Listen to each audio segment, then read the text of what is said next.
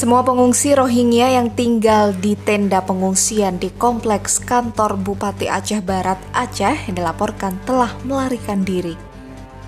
Protection Associate UNHCR Indonesia Faisal Rahman menyebut kabar itu pertama kali diketahui pada Minggu 2 Juni 2024 pagi hari.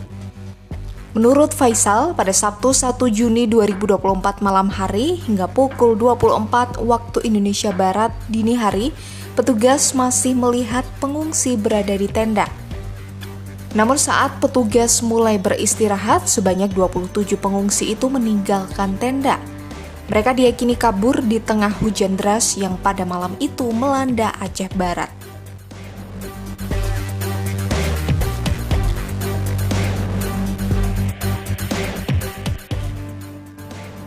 Meski begitu, Faisal menyebut kaburnya pengungsi Rohingya dari tempat penampungan di Aceh Barat itu merupakan suatu hal yang biasa, lantaran daerah itu hanya sekedar untuk tempat transit sementara. Seperti pada Jumat 31 Mei 2024, sebanyak 16 imigran Rohingya yang sebelumnya ditampung Pemkab Aceh Barat juga kabur dari kamp pengungsian. Dengan kaburnya 27 orang imigran Rohingya tersebut, maka saat ini tidak ada lagi para imigran di Kabupaten Aceh Barat. Kamp penampungan sementara yang telah kosong itu juga hanya meninggalkan beberapa pakaian milik imigran Rohingya, sementara barang lainnya telah dibawa pergi. Pengungsi Rohingya tiba di Aceh Barat pada 21 Maret 2024. Kapal yang mereka tumpangi disebut tenggelam, dan beberapa orang pengungsi ditemukan tewas di perairan Aceh Barat. Setelah menempati tenda darurat, pemerintah dan UNHCR Indonesia tidak dapat memastikan sampai kapan pengungsi itu ditampung di kamp darurat.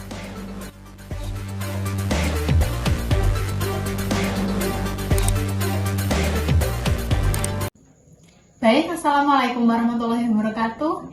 Waalaikumsalam warahmatullahi wabarakatuh. Kembali lagi bersama saya Nanda Chandra Sabila sebagai host Dan saya Nisa Alfarika sebagai narasumber. Nah, di sini dalam podcast kali ini kita akan membahas tentang kasus Rohingya yang sempat terjadi di Indonesia. Nah, di sini saya akan bertanya nih kepada Mbak Farika sebagai narasumber saya pada kesempatan kali ini.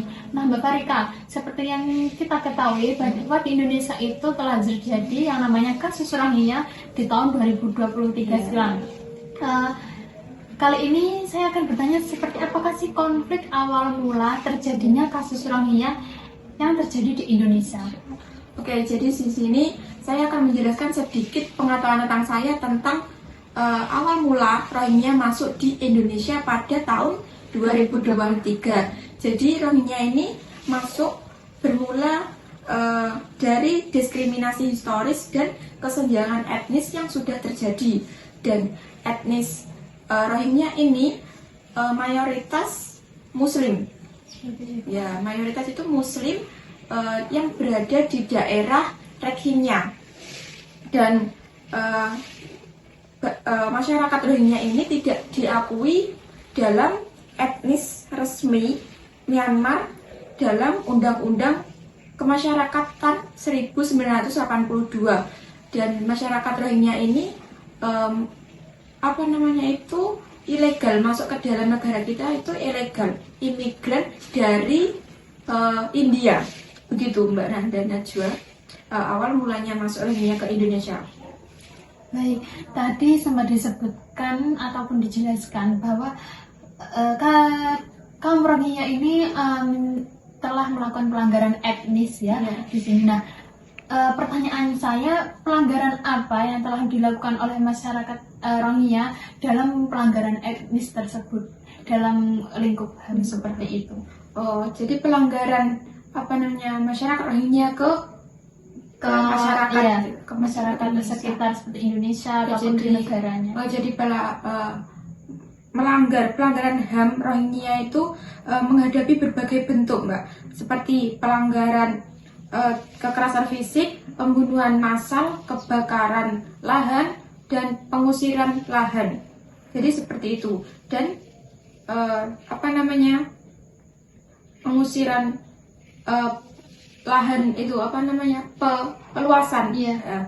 itu peluasan tentang lahan karena mereka banyak warga yang masuk ke Indonesia, jadi pengusiran warga Indonesia itu banyak apa namanya yang terusir paksa Terhadap terhadap masyarakat Rohingya. tersebut ya. Baik, apakah ada tindakan kekerasan fisik ataupun Kekerasan fisik. genosida yang dilakukan oleh masyarakat Indonesia terhadap Rohingya?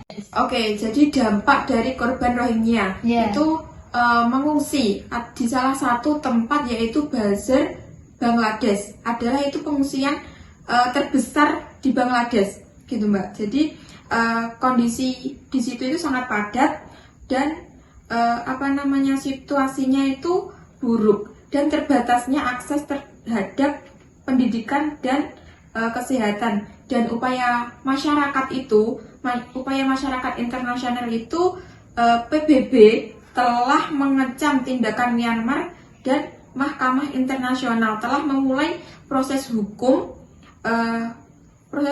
yang terhadap Myanmar. Namun implementasi sanksi atau solusi nyata masih sangat terbatas. Jadi solusi implementasi ini masih terbatas Di negara Myanmar itu sendiri. ya.